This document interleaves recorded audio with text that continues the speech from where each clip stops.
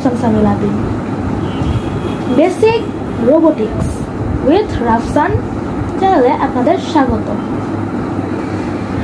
Robot, খুব সম্ভবত এই শব্দটা একেবারেই শোনেনি এমন কাউকে খুঁজে পাওয়া যাবে না। রোবট বলতে আমরা কি বুঝি?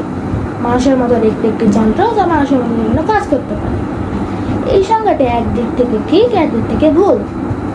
রোবট হলে যে একটি যন্ত্র হতেই হবে এটা ঠিক, তবে রোবট হলে যে একটি মানুষের মতো হতে হবে সেটা ভুল। রোবটের নির্দিষ্ট সংজ্ঞা দেওয়া খুব কঠিন। IEEE বলে সেন্স, ডিসিশন, অ্যাকশন। কোনো যন্ত্রের ভিতর যদি 3টি ক্ষমতা থাকে তাহলে তাকে রোবট বলা যায়। আচ্ছা, ক্যালকুলেটর কি একটি রোবট? কেবল আমরা যে সংজ্ঞাটি পেলাম সেটার উপর ভিত্তি করে বললে ক্যালকুলেটর একটি রোবট। আচ্ছা, রোবটের কর্মপরিধি কি? রোবট কত প্রকার? রোবট অনেক প্রকার হয়ে থাকে।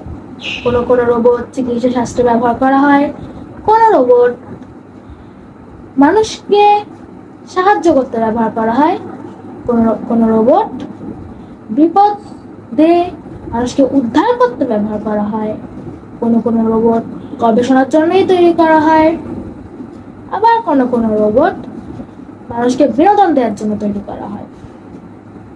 রোবটকে 4টি ভাগে ভাগ করা হয়: স্বয়ংক্রিয়, নিয়ন্ত্রিত, চলমান, স্থির।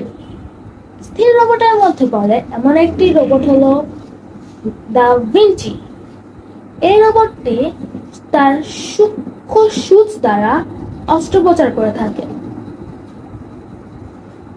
এটি চলাচল করতে পারে না, তাই এটি স্থির রোবট।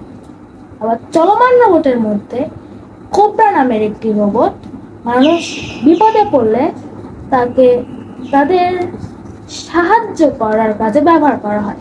কোথাও আগুন লাগলে এই রোবটকে সেখানে পাঠানো হয় মানুষকে উদ্ধার করতে। সুতরাং এটি একটি চলমান রোবট।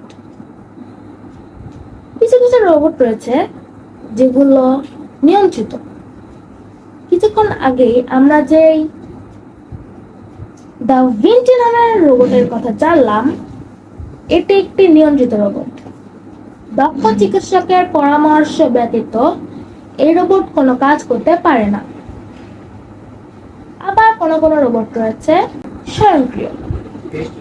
রোম্বা নামের একটি রোবট একাই সারা বাড়ি ঘুরে বেড়ায় এবং বিভিন্ন ময়লা পরিষ্কার করে থাকে। এটিকে নিয়ন্ত্রণ করতে হয় না, সুতরাং এটি নিয়ন্ত্রিত রোবটের মধ্যে পড়ে না, এটি পড়ে স্বয়ংক্রিয় রোবটের ভিতর। আজকে এই পর্যন্তই। আল্লাহ হাফেজ।